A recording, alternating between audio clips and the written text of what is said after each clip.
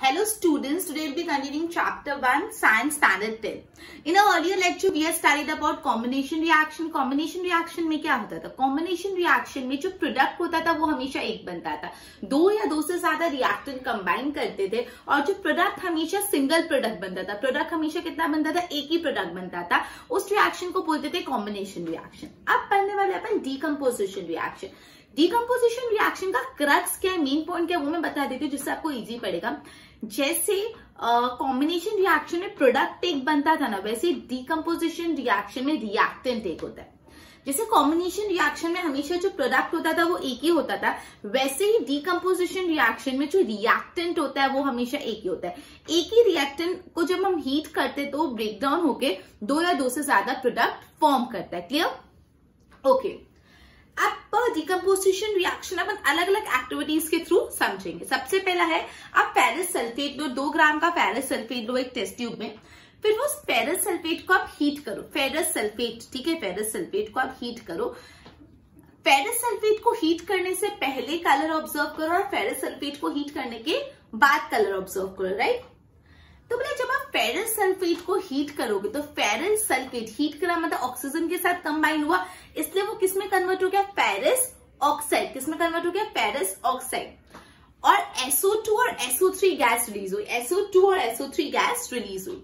तो यहाँ पे रिएक्टेंट कितना था? सिर्फ और सिर्फ एक कौन सा रिएक्टेंट था? Ferrous sulphate. फेरस सल्फेट एक सिंगल रिएक्टेंट था और उसमें से 3 प्रोडक्ट बने. एक तो फेरस ऑक्साइड, फिर SO2 और SO3. राइट? तो एक सिंगल रिएक्टेंट था फेरस सल्फेट. जब उसको हीट किया तो वो हीट करने के दौरान 3 प्रोडक्ट में ब्रेक डाउन हुआ. एक था फेरस ऑक्साइड, दूसरा SO2 और तीसरा SO3. राइट? तो मतलब जिस भी रिएक्शन में single product break down to give many product, single reactant break down to give simpler product, मतलब एक रिएक्टेंट ब्रेक डाउन हो रहा है और प्रोडक्ट्स बन रहे, एक ही रिएक्टेंट होता है तो उस रिएक्शन को बोलते हैं डिकम्पोजिशन रिएक्शन. क्लियर? एक बार बोर्ड पे ध्यान दो. Chapter 1 Science Standard 10. Today we will be studying about decomposition reaction. In our earlier session, we have studied about combination reaction. To study decomposition reaction, we would be performing an activity. Okay, so take 2 gram ferrous sulfate. What you need to do is you need to take 2 gram ferrous sulfate. Ferrous मतलब Fe, sulfate मतलब SO4 sulfate. तो ferrous sulphate की chemical formula क्या होगी? FeSO4. Ferrous sulphate की crystal in a dry boiling test tube. Note the colour of ferrous sulphate crystal. मतलब heat करने से पहले आप फेरस सल्फेट क्रिस्टल का कलर नोट करो. After that heat the boiling test tube. Boiling test tube को heat करो over the flame of a burner. Burner की फ्लेम पे उसको हीट करो तो स्पिरिट लेमन. इन शॉर्ट उसको हीट करना है. Observe the colour of the crystal after heating. Heat करने के बाद क्रिस्टल का कलर ऑब्जर्व करो. तो देखो इसके रिएक्शन के थ्रू बताया. फेरस सल्फेट मतलब Fe, फेरस सल्फेट मतलब SO4. फेरस सल्फेट FeSO4 उसको हीट किया तो किसमें कन्वर्ट हो गया? फेरस ऑक्साइड में. Fe2O3 फेरस ऑक्साइड में और SO2 और SO3 रिलीज हुआ. राइट? FeSO4 के फेरस सल्फेट उसको हीट किया तो फेरस ऑक्साइड Fe2O3 SO2 और SO3 में रिलीज हुआ. देखो अब this one is important. Single reactant. कितना रिएक्टेंट? ये रिएक्टेंट आपको पता है लेफ्ट हैंड साइड वाले को रिएक्टेंट बोलते हैं और राइट हैंड साइड वाले को प्रोडक्ट बोलते हैं. तो यहाँ पे single reactant break down to give simpler product. Single reactant break down हो रहा है टू गिव सिंपलर प्रोडक्ट. ठीक है? सिंगल रिएक्टेंट ब्रेक डाउन हो रहा है to give simpler product. This is called decomposition reaction. Okay, तो अपने बेसिक सी बातें पढ़ी डिकम्पोजिशन रिएक्शन में कि एक ही रिएक्टेंट होता है और वो ब्रेक डाउन होता है अपन को प्रोडक्ट्स देने में. रिएक्टेंट एक तो डिकम्पोजिशन रिएक्शन और फेरस सल्फेट के एग्जांपल्स अपन ने इसको थोड़ा पढ़ा. आगे और डिस्कस करेंगे, पहले इसके नोट्स बनाओ.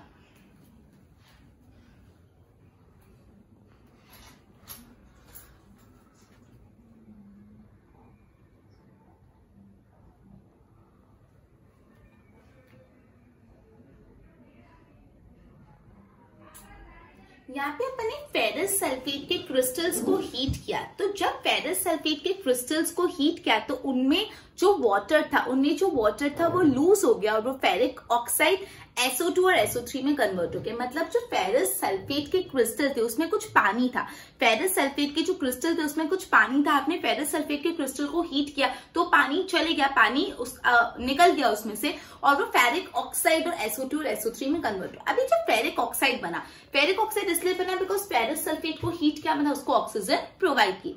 तो ये जो फेरिक ऑक्साइड बना, फेरिक ऑक्साइड सॉलिड फॉर्म में होता है। कौन से फॉर्म में होता है? सॉलिड फॉर्म में। और SO2 और SO3 बना वो किस फॉर्म में होता है? गैसेस फॉर्म में होता है। जो फेरिक ऑक्साइड बना वो किस फॉर्म में होता है? सॉलिड फॉर्म में होता है। और SO2 और SO3 कौन से फॉर्म में होता है? गैसेस फॉर्म में होता है, राइट। तो ये अपने पहला एग्जांपल देखा डिकम्पोजिशन का। डिकम्पोजिशन रिएक्शन समझने के लिए सबसे पहले दिमाग में एक बात आप डाल दो कि डिकम्पोजिशन रिएक्शन में जो रिएक्टेंट होता है वो सिर्फ एक होता है। इतना बात जब आपके माइंड में घुस जाएगी तब आप आगे समझ पाओगे। Clear? In decomposition reaction reactant is always and always one, right.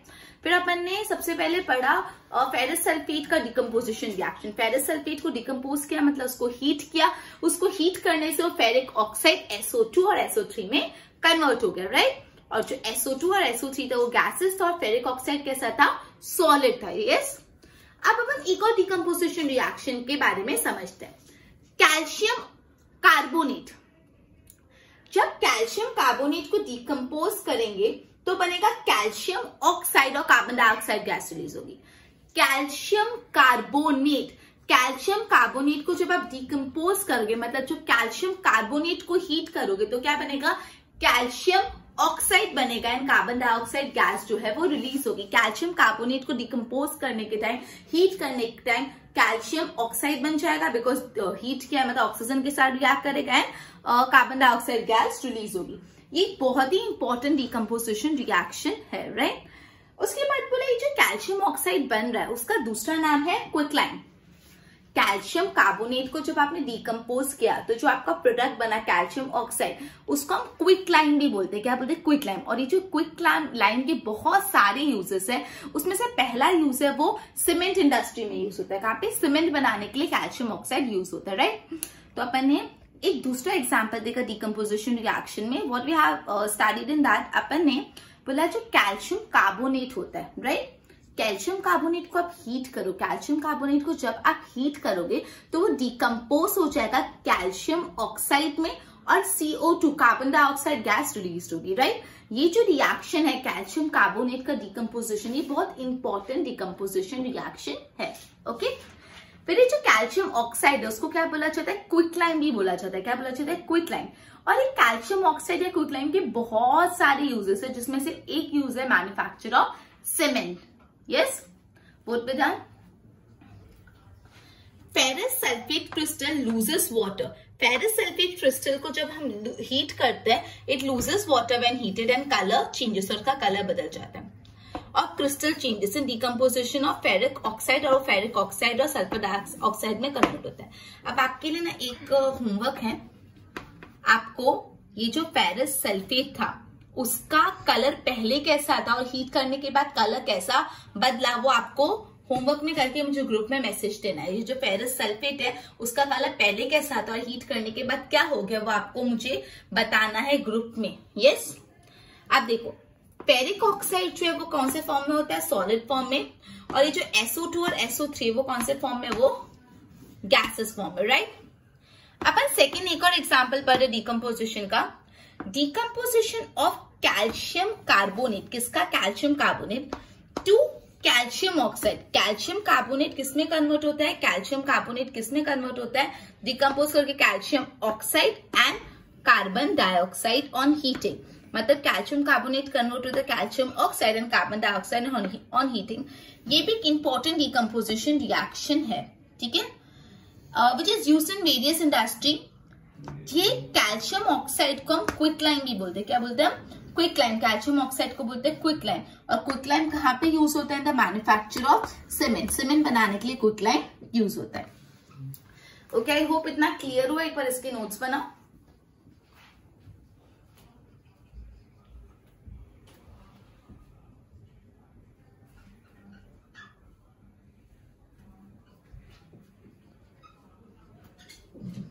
Okay, अब एक इंपॉर्टेंट बात पढ़ रहे, थर्मल डिकम्पोजिशन किसको बोलते हैं? थर्मल डिकम्पोजिशन, जब डिकम्पोजिशन रिएक्शन कैरिड होता है बाय हीटिंग, जब हीटिंग करने से, हीट सप्लाई करने से डिकम्पोजिशन रिएक्शन होता है, उसको बोलते हैं थर्मल डिकम्पोजिशन। जब हीट सप्लाई करने से डिकम्पोजिशन होता है, उसको बोलते हैं thermal decomposition. Is it clear? The decomposition reaction carried out on supplying heat. Heat supply करने के कारण जो decomposition होता है उसको बोलते हैं thermal decomposition, right? अपन ने पढ़ा था कैल्शियम कार्बोनेट डिकम्पोज हुआ था हीट सप्लाई करने से। जो कैल्शियम कार्बोनेट था वो डिकम्पोज हुआ था हीट सप्लाई करने से, to calcium oxide and carbon dioxide. अब कैल्शियम कार्बोनेट की क्या formula? Calcium Ca, carbonate CO2, calcium carbonate CaCO3, और कैल्शियम ऑक्साइड की क्या formula? Calcium Ca oxide O, calcium oxide CaO, और कार्बन डाइऑक्साइड की तो फॉर्मूला आपको पता है, केमिकल फॉर्मूला CO2, राइट? तो ये एक एग्जांपल था थर्मल डिकम्पोजिशन का। अभी अपन एक और एग्जांपल समझते हैं थर्मल डिकम्पोजिशन। थर्मल डिकम्पोजिशन मतलब क्या होता है? थर्मल डिकम्पोजिशन मतलब जब डिकम्पोजिशन कैरिड होता है बाय हीटिंग, हीट करने से जब डिकम्पोजिशन होता है उसको बोलते हैं थर्मल डिकम्पोजिशन, राइट? तो एक और एग्जांपल देखते हैं। अब मैंने आपको इसके लिए एक एक्टिविटी परफॉर्म करनी पड़ेगी। आपको 2 ग्राम्स लीड नाइट्रेट का पाउडर लेना है। किसका? लीड नाइट्रेट का पाउडर। वो लीड नाइट्रेट के पाउडर को आप हीट करो एक टेस्ट ट्यूब में। जब आप उसको हीट करोगे तो वो जो लीड नाइट्रेट का पाउडर में से जो फ्यूम्स निकलेगी ना, फ्लेम्स निकलेगी ना, ब्राउन कलर की फ्लेम से वो निकलेगी और वो दूसरे प्रोडक्ट में कन्वर्ट होगा। कौन से प्रोडक्ट में कन्वर्ट होगा वो करते हैं, पहले इतना समझो। अपन ने थर्मल डिकम्पोजिशन का एक और एग्जांपल समझा। उसके लिए अपन ने लीड नाइट्रेट का पाउडर लिया एक बॉइलिंग टेस्ट ट्यूब में, उसको हीट किया। जब आपने हीट किया तो उसमें से कैसे कलर की फ्यूम्स निकलती? कैसे कलर की फ्यूम्स निकलती है? ब्राउन कलर की फ्यूम्स निकलती है, राइट? तो अपन ने क्या पढ़ा? पहले थर्मल डिकम्पोजिशन किसको बोलते हैं वो पढ़ा, फिर अपन ने कैल्शियम कार्बोनेट की वो फॉर्मूला पढ़ी CaCO3, जब उसको हीट करते गिव CaO प्लस CO2। फिर अपन ने पढ़ा थर्मल डिकम्पोजिशन के और एग्जाम्पल समझते। उसके लिए अपन ने लीड नाइट्रेट का पाउडर लिया, उसको हीट किया। लीड नाइट्रेट के पाउडर को हीट करने से वो ब्राउन कलर की फ्यूम्स में जनरेट हुआ, राइट? ओके, एक बार बोर्ड पे ध्यान दो। This one is important, right? Thermal decomposition, when decomposition reaction is carried out by heating, when decomposition reaction is carried on by heating, it is called thermal decomposition, right? So when decomposition reaction is carried on by heating, heat करने is called thermal decomposition। देखो, calcium carbonate CaCO3 जब उसको heat supply की तो क्या हुआ? CaO, calcium oxide and plus CO2, carbon dioxide gas release हुई। ये जो कैल्शियम कार्बोनेट है उसको हम क्या बोलते हैं? लाइमस्टोन। क्या बोलते हैं? लाइमस्टोन। और ये जो CaO है उसको क्या बोलते हैं? क्विकलाइन। क्या बोलते हैं? क्विकलाइन। और ये CO2। अब examples of thermal decomposition, take about 2 gram of lead nitrate powder. आपको क्या करना है? लीड नाइट्रेट का पाउडर लेना है 2 gram in a boiling test tube. Boiling test tube में लीड नाइट्रेट का पाउडर लेना है। Hold the boiling test tube with a pair of tong. फिर आपको करना है, you need to hold the boiling test tube with a pair of tongs. Tong से उसको होल्ड करो and heat it over a flame, और फिर उसको हीट करो। We observe emission of brown fumes. कैसी फ्यूम्स अपने निकलेगी इसमें से? Brown fume. जब आप लीड नाइट्रेट के पाउडर को हीट करोगे तो ब्राउन कलर की फ्यूम्स निकलेगी। ओके, आई होप इतना क्लियर हुआ। एक बार इसके नोट्स बना लो, देन अपन ये एक्टिविटी को फर्दर कंटिन्यू करते हैं।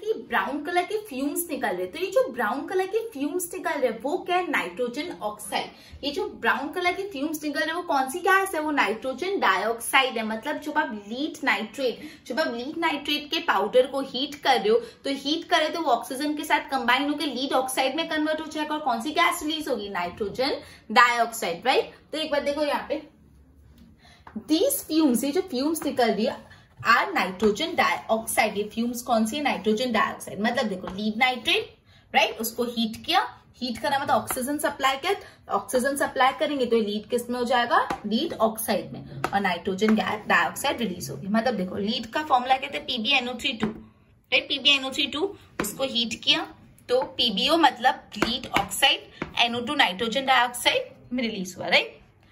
अब मैं नेक्स्ट कंसेप्ट पढ़ने वाले इलेक्ट्रोलिसिस ऑफ वाटर, जो काफी इंपॉर्टेंट है, वो आपको बहुत क्लैरिटी से समझना पड़ेगा। बिल्कुल अटेंटिव रहना इलेक्ट्रोलिसिस ऑफ वाटर में, right. Electrolysis of water perform करने के लिए सबसे पहले एक एक्टिविटी परफॉर्म करनी है। इस एक्टिविटी में आपको क्या लेना है, एक प्लास्टिक का मग लेना है। एक प्लास्टिक का मग लो और उसमें नीचे 2 होल्स ड्रिल कर लो। एक प्लास्टिक का मग लो, नीचे क्या कर दो, 2 होल ड्रिलिंग कर लो। वो जो 2 होल ड्रिल कर उसमें रबर स्टॉपर्स डाल दो। क्या डाल दो, रबर स्टॉपर्स डाल दो, ठीक है। अभी तक अपन ने क्या किया, एक प्लास्टिक का मग लिया, प्लास्टिक के मग में नीचे 2 होल ड्रिल कर लिए। वो 2 होल में क्या डाल दिया, रबर स्टॉपर। देखो यहाँ पे डायग्राम में, ये प्लास्टिक मग है, ये नीचे होल ड्रिल किए और ये होल में ये रबर स्टॉपर है। ये जो डाला हुआ है वो क्या है, रबर स्टॉपर। क्लियर, ओके, इतना किया। उसके बाद अपन ने प्लास्टिक मग लिया, उसमें होल्स ड्रिल किया, होल्स में क्या डालती है, रबर स्टॉपर। अब insert carbon electrode to a 6 voltage battery. अब आपको इसमें कार्बन के इलेक्ट्रोड्स डालने, क्या डालने, कार्बन के इलेक्ट्रोड्स। ये जो रबर स्टॉपर में क्या डालने, कार्बन इलेक्ट्रोड्स, और इस कार्बन के इलेक्ट्रोड्स को 6 वोल्ट की बैटरी के साथ कनेक्ट कर लो। Fill the mug with water such that the electrode are immersed. वो जो मग है प्लास्टिक का मग, उसमें पूरा पानी डाल दो। इतना पानी डालो कि वो जो आपने कार्बन के इलेक्ट्रोड्स डाले ना वो उसमें डूब जाए, इमर्ज हो जाए, मतलब डूब जाए अंदर, राइट। मतलब ऐसा नहीं होना चाहिए कि इलेक्ट्रोड थोड़ा ऊंचा और पानी उससे कम, राइट। तो पानी उसके ऊपर होना चाहिए इलेक्ट्रोड के, राइट। उसके बाद add few drops of dilute sulphuric acid. फिर आपको क्या करना है, थोड़ी बहुत डाइल्यूट, पानी डाला, पानी के बाद क्या डालना है, डाइल्यूट सल्फ्यूरिक एसिड डालना है, ठीक है। ठीक है, test tube filled with water and invert them over 2 carbon electrode. फिर आपको 2 टेस्ट ट्यूब लेना है। वो 2 टेस्ट ट्यूब का क्या करना है, जो आपने कार्बन के 2 इलेक्ट्रोड्स डाले थे ना उसमें उल्टी लगा दो। वो 2 कार्बन के इलेक्ट्रोड्स में से उल्टी लगा दो, राइट। और फिर क्या करो, इतना करने के बाद करंट स्विच ऑन कर लो और थोड़े टाइम तक उसको अनडिस्टर्ब रहने दो। एक बार मैं आपको लाइक मैन्युअली डिस्क्रिप्टिव वे में समझा रही हूँ, then will be starting by looking at the figure. सबसे पहले अपन ने क्या किया, एक प्लास्टिक का मग लिया, उस प्लास्टिक के मग में नीचे 2 होल्स ड्रिल कर लिए। वो 2 होल्स में अपन ने रबर स्टॉपर डाल दिया। वो 2 होल में रबर स्टॉपर डालने के बाद वो 2 होल में अपन ने क्या डाल दिया, कार्बन इलेक्ट्रोड्स डाल दिया। फिर उसमें पानी डाल दिया और इतना पानी डालो कि दोनों जो कार्बन के इलेक्ट्रोड अंदर सबमर्ज हो जाए, मतलब पानी जो है इलेक्ट्रोड्स के ऊपर होना चाहिए, राइट। उसके बाद उसमें अपन ने थोड़ा बहुत सल्फ्यूरिक एसिड डाला। क्या डाला, कुछ few drops of dilute sulphuric acid डाला, राइट। डाइल्यूट सल्फ्यूरिक एसिड डाला। उसके बाद अपन ने क्या किया, 2 टेस्ट ट्यूब ली, वो जो कार्बन की इलेक्ट्रोड्स ना उसमें उल्टी लगा दी। 2 टेस्ट ट्यूब उल्टी कार्बन के इलेक्ट्रोड्स में लगा दी और करंट ऑन कर लिया और थोड़े टाइम तक उसको कैसे छोड़ दिया, अनडिस्टर्ब, राइट। एक बार डायग्राम देखो, ये प्लास्टिक मग लिया और ये 2 रबर स्टॉपर, देखो ये जो दिख रहा है, ये एक कार्बन इलेक्ट्रोड, ये दूसरी कार्बन इलेक्ट्रोड, राइट। और इसके ऊपर सबसे पहले कार्बन इलेक्ट्रोड लगाने के बाद पानी डालते, तो देखो ये वाटर है। वाटर डालने के बाद अपन ने क्या करता है, सल्फ्यूरिक एसिड डाला था, तो इसमें थोड़ा बहुत सल्फ्यूरिक एसिड डाला हुआ है, राइट। उसके बाद अपन ने 2 टेस्ट ट्यूब ली थी, इन्वर्टेड टेस्ट ट्यूब। देखो ये जो ना, ये टेस्ट ट्यूब है, एक टेस्ट ट्यूब और ये दूसरी टेस्ट ट्यूब। मतलब ये जो कार्बन की रॉड है, ये जो कार्बन की रॉड है, इसमें अपन ने क्या किया, इन्वर्टेड, उल्टी करी हुई टेस्ट ट्यूब ऐसे लगा दी, उल्टी करी हुई टेस्ट ट्यूब ऐसे लगा दी, राइट। उसके बाद देखो यहाँ पे 6 वोल्टेज की बैटरी है, ये स्विच है, ये स्विच है, आपने स्विच ऑन कर दिया और उसको छोड़ दिया, राइट। ओके, तो अभी तक अपन ने कितना पढ़ा, इसके बाद ये करने के बाद असर क्या है वो मैं आपको नेक्स्ट स्लाइड में बताती हूँ। अभी तक अपने प्लास्टिक के मग लिया, प्लास्टिक के मग में क्या किया, होल ड्रिल करा, होल ड्रिल करके रबर स्टॉपर डाला, रबर स्टॉपर डालने के बाद 2 कार्बन के इलेक्ट्रोड डाले, 2 कार्बन के इलेक्ट्रोड डालने के बाद उसमें पानी डालो, पानी इतना डालो कि कार्बन के इलेक्ट्रोड सबमर्ज हो जाए, राइट। उसके बाद आपने डाइल्यूट सल्फ्यूरिक एसिड उसमें डाला, फिर 2 उल्टी टेस्ट ट्यूब डाल दो और बैटरी स्विच ऑन, बैटरी जो है स्विच ऑन कर लो, थोड़ा टाइम के लिए छोड़ दो। Clear, okay. एक बार नोट्स बनाओ जितना करा, फिर मैं आगे फर्दर एक्सप्लेन करती हूँ। ओके, चलो एक बार इधर देखो, अपन पढ़ रहे इलेक्ट्रोलिसिस ऑफ वाटर, राइट। सबसे पहले अपन इलेक्ट्रोलिसिस ऑफ वाटर पढ़ रहे। Take plastic mug and drill 2 holes at its base. 2 plastic mug लो and drill 2 holes at its base. Base पे 2 होल डालो एंड फिर rubber stopper in the holes, और इस होल्स में क्या डाल दो, रबर। इंसर्ट कार्बन इलेक्ट्रोड डालो to a 6 volt battery, 6 volt battery पे। Fill the mug with water such that the electrode are immersed. इतना पानी भर दो कि इलेक्ट्रोड पूरी immersed हो जाए। Add few drop of dilute sulfuric acid डाल दो उसमें to a water, water में few drop dilute sulfuric acid डालो। Take test tube filled with water, एक टेस्ट ट्यूब लो, 2 टेस्ट ट्यूब लो filled with water and invert them over the 2 carbon electrode, उसको 2 carbon electrode पे उल्टे कर दो। Switch on the current and leave the apparatus undisturb for some time. Current switch on कर लो और एपरेटर्स को अनडिस्टर्ब रहने दो for some time. Okay, I hope इतना क्लियर हुआ। एक बार इसकी नोट्स बनाओ, then will be discussing further. Okay,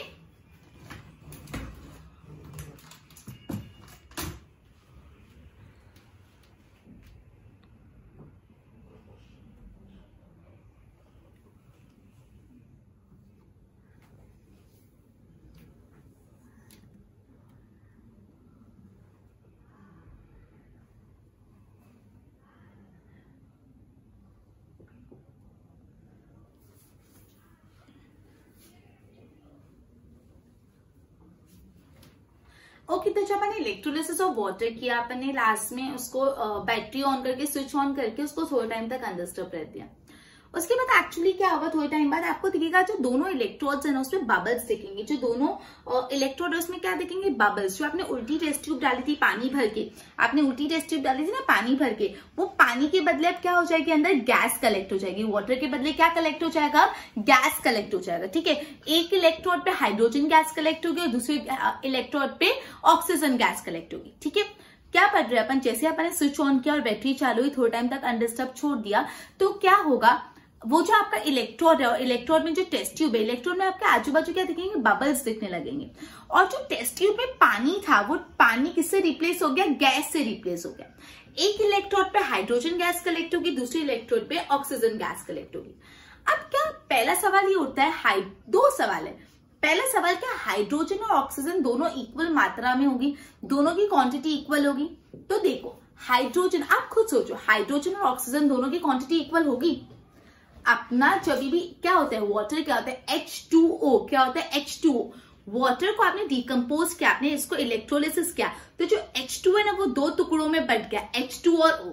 आपने यहाँ पे क्या लिया, वाटर लिया और वाटर को आपने हीट किया। वाटर में इलेक्ट्रिक हीट नहीं किया, सॉरी हीट नहीं किया, आपने इलेक्ट्रिक करंट पार्ट्स किया, जिसको इलेक्ट्रोलिसिस बोलते हैं, आपने हीट नहीं किया। तो जो वाटर था H2O वो दो गैस में कन्वर्ट हो गया, H2 और O। मतलब H2 एक जो सिंगल रिएक्टेंट था वो डिकम्पोज होके दो भाग में चले गया, H2 और O, राइट। तो यहाँ पे जो H2O है, H2 के कितने एटम्स है, दो एटम्स, और O का कितना एटम है, एक एटम। तो जो हाइड्रोजन गैस होगी वो ऑब्वियसली ऑक्सीजन गैस से ज्यादा होगी, बिकॉज हाइड्रोजन गैस के दो एटम्स है, राइट। दूसरा सवाल ये है कि आप टेस्ट कैसे करेंगे, कौन से इलेक्ट्रोड पे कौन सी गैस कलेक्ट हुई है, राइट। तो अपन इसको टेस्ट करने के लिए क्या करेंगे, यूजुअली हाइड्रोजन गैस ना एक पॉप साउंड से बर्न होती है। अगर हाइड्रोजन साउंड को आप कोई बर्न करो तो पॉप करके आवाज आएगी, तो जब पॉप करके आवाज आए तो वो कौन सी गैस है, हाइड्रोजन गैस। तो इस तरीके से आप पता लगाओ। अब पूरा ध्यान यहाँ पे मेरी बात समझो अच्छे से। अपन इलेक्ट्रोलिसिस ऑफ वाटर कर रहे थे, this is a very important point. Electrolysis of water में आपने क्या किया, बेसिकली जो वाटर है उसको डिकम्पोज किया इलेक्ट्रिक करंट पास करके, और पानी से H2O से H2 अलग कर दिया, O अलग कर दिया। मतलब H2O एक सिंगल रिएक्टेंट को डिकम्पोज किया इलेक्ट्रोलिसिस से और H2 और O को अलग अलग कर दिया, राइट। कैसे अलग किया, पूरी एक्टिविटी अपने पढ़ी, इलेक्ट्रिक करंट पास के इलेक्ट्रोड्स लिए। अब ये जो H2 गैस मैं बोली और O गैस बोली, क्या इक्वल मात्रा में कलेक्ट होगी? अपन ने जैसे इलेक्ट्रोलिसिस किया तो अपने जब थोड़े टाइम तक उसको अनडिस्टर्ब रह दिया तो आपने इलेक्ट्रॉन में छोटे छोटे छोटे छोटे बबल्स दिखेंगे, राइट। और जो वो टेस्ट ट्यूब थी जिसमें पानी था, वो पानी के बदले क्या आ गया, गैस आ गई। एक इलेक्ट्रोड पे हाइड्रोजन गैस होगी, दूसरे इलेक्ट्रोड पे ऑक्सीजन। पहला सवाल, क्या दोनों का मात्रा इक्वल होगी, दोनों की क्वांटिटी इक्वल होगी? नहीं। हाइड्रोजन H2 है, ऑक्सीजन O। वाटर जो था H2O, उसमें हाइड्रोजन के दो एटम्स और ऑक्सीजन के एक। तो जब वाटर H2O डिकम्पोज हुआ तो हाइड्रोजन के दो एटम्स होगी ना, ऑक्सीजन के एक। तो हाइड्रोजन जो गैस होगी वो ऑक्सीजन से ज्यादा होगी। दूसरा सवाल ये है कि कौन सा इलेक्ट्रोड पे कौन सी गैस कलेक्ट हुई है वो कैसे पता चलेगा। तो सिंपल सा बात, जो हाइड्रोजन गैस को जब हम बर्न करते हो हमेशा कैसे साउंड से बर्न होता है, पॉप साउंड से बर्न होता है। तो जब भी पॉप साउंड से बर्न होता है आपको पता चल जाएगा वो गैस हाइड्रोजन गैस है, and the other one is oxygen, right. Fourth पे ध्यान दो। You will observe formation of bubbles at the both electrode. What will observe? Formation of bubbles. Bubbles आ जाएंगे दोनों इलेक्ट्रोड पे, and these bubble displaces water in a test tube. ये bubbles test tube में पानी की जगह ले लेंगे. This bubbles displaces water in test tube. सवाल है, volume of gas collected same in both test tube? के दोनों टेस्ट ट्यूब में इक्वल मात्रा में गैस कलेक्ट होती है? तो इसका आंसर है volume of hydrogen gas is double as compare to oxygen. नहीं, दोनों की इक्वल मात्रा नहीं होती। हाइड्रोजन गैस का जो वॉल्यूम है, volume of hydrogen gas is double than compare to the oxygen. क्यों हाइड्रोजन गैस का जो वॉल्यूम है ऑक्सीजन से डबल है? बिकॉज H के कितने एटम्स है? 2, और ऑक्सीजन का कुछ नहीं, मतलब 1। मतलब हाइड्रोजन के जो एटम्स है वो ऑक्सीजन से डबल है, इसलिए हाइड्रोजन गैस डबल मात्रा में, डबल वॉल्यूम में कलेक्ट होगी। Try these gases on one by one, bringing on a burning candle close to the mouth of the test tube. Hydrogen gas burns with the pop sound, right? Notes बना इसके एक बार अच्छे से।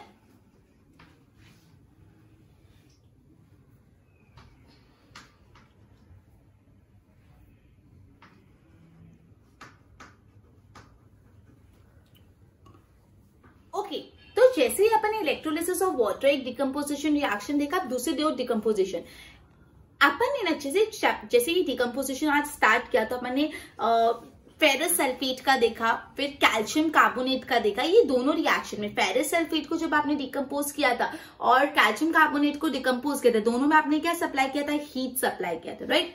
उसके बाद दूसरा अपन ने इलेक्ट्रोलिसिस ऑफ वाटर, जहाँ पे H2O वाटर का डिकम्पोजिशन हो, उसमें आपने क्या सप्लाई की थी? इलेक्ट्रिसिटी सप्लाई की थी डिकम्पोज करने के लिए। अब अपन तीसरा मेथड पर डिकम्पोजिशन का, सनलाइट से, राइट। कैसे? देखो, इसके लिए मैं आपको दो एक्टिविटी बताऊंगी, सिल्वर क्लोराइड और सिल्वर ब्रोमाइड। आपको क्या करना है, एक चाइना डिश में सिल्वर क्लोराइड लेना है, राइट, और वो सिल्वर क्लोराइड को धूप में रख दो, धूप में थोड़े घंटों तक रख दो। जब आपने चाइना डिश में सिल्वर क्लोराइड डाला तो ये जो सिल्वर क्लोराइड व्हाइट कलर का होगा, राइट। अब जैसे आपने सिल्वर क्लोराइड को चाइना डिश में जाकर धूप में रखा तो थोड़े टाइम बाद ये व्हाइट कलर का जो सिल्वर क्लोराइड है किसमें कन्वर्ट हो जाएगा? ग्रे कलर में। सिल्वर अलग हो जाएगा, क्लोरीन अलग हो जाएगा। क्या हो जाएगा? सिल्वर अलग हो जाएगा, क्लोरीन अलग।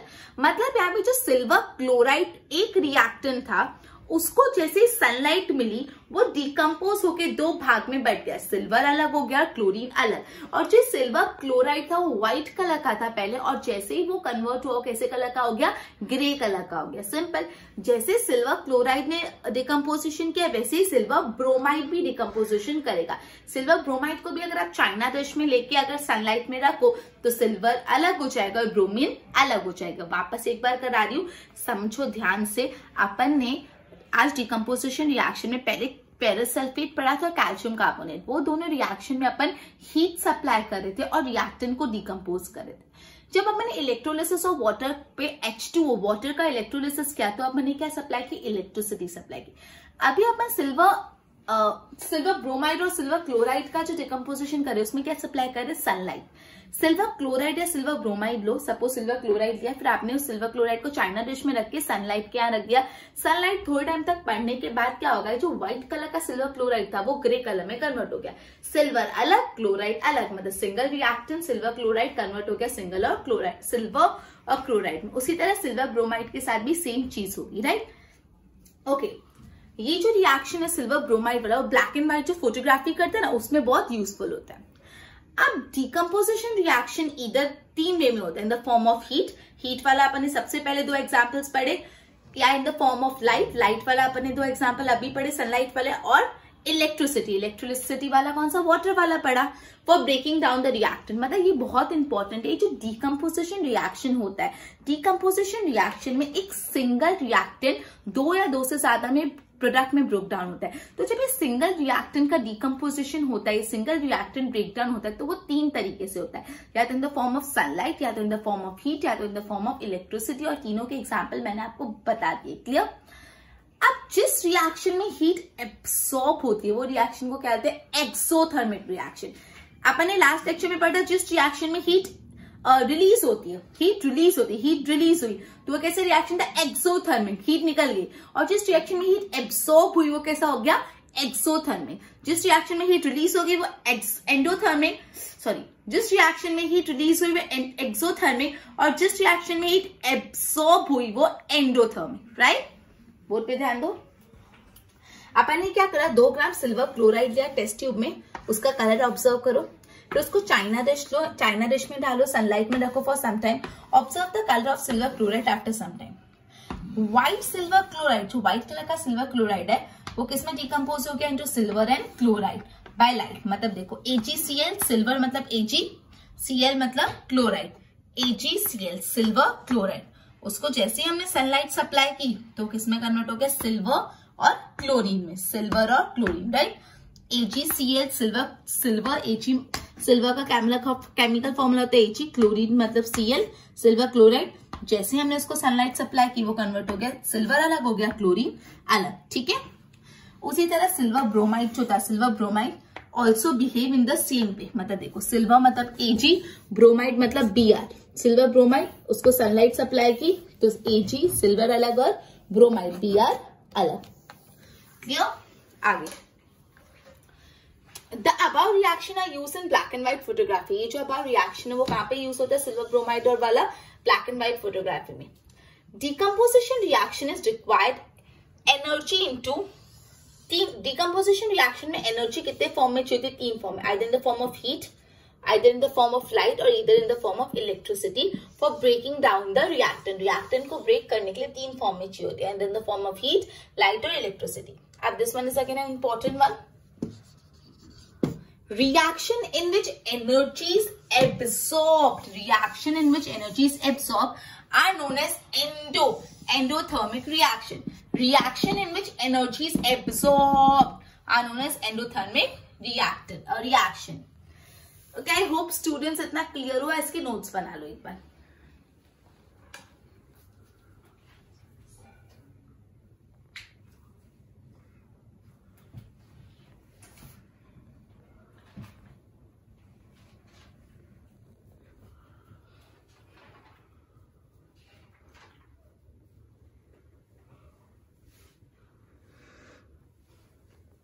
ओके, तो अपन ने जितना भी पढ़ा उसको सम अप कर लेते। अपन ने आज डिकम्पोजिशन रिएक्शन एकदम इन डेप्थ समझा। डिकम्पोजिशन रिएक्शन तीन तरीके से होता है।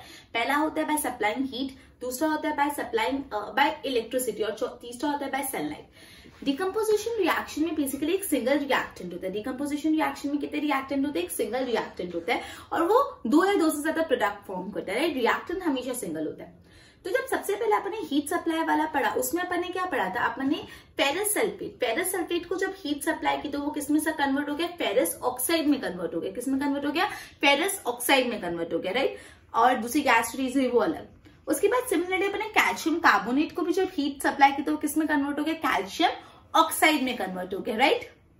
ओके, फिर अपन ने पढ़ा electrolysis of water. Electrolysis of water में भी हम डिकम्पोजिशन कर रहे हैं। हम एक single reactant that is H2O water को डिकम्पोज कर रहे हैं, लेकिन हम इलेक्ट्रिसिटी सप्लाई करके वाटर को डिकम्पोज कर रहे हैं और उससे H2 और O मतलब दो गैस रिलीज हो रही है, हाइड्रोजन और ऑक्सीजन। हम लोग वाटर का इलेक्ट्रोलिसिस कर रहे हैं। वाटर का क्या कर रहे हैं, इलेक्ट्रोलिसिस कर रहे हैं। वाटर को इलेक्ट्रिसिटी सप्लाई कर रहे हैं। वाटर को क्या कर रहे हैं, इलेक्ट्रिसिटी सप्लाई कर रहे हैं और दो प्रोडक्ट बन रहे हैं, हाइड्रोजन और ऑक्सीजन, राइट।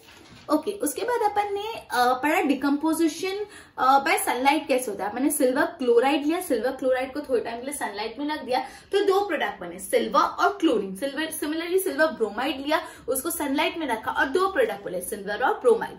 तो जब भी डिकम्पोजिशन रिएक्शन होता है वो तीन तरीके से होता है, by heat, bye sunlight and bye electricity. अब जब डिकम्पोजिशन रिएक्शन हीट के थ्रू होता है उस डिकम्पोजिशन रिएक्शन को बोलते हैं थर्मल डिकम्पोजिशन। जब भी डिकम्पोजिशन रिएक्शन हीट सप्लाई करने से होता है उसको बोलते हैं थर्मल डिकम्पोजिशन। और लास्ट में बनने पड़ा एंडोथर्मिक रिएक्शन, जिस रिएक्शन में हीट अब्सॉर्ब्ड होती है उसको बोलते हैं एंडोथर्मिक रिएक्शन, राइट। एक बार बोर्ड पे देख के नोट्स बनाओ।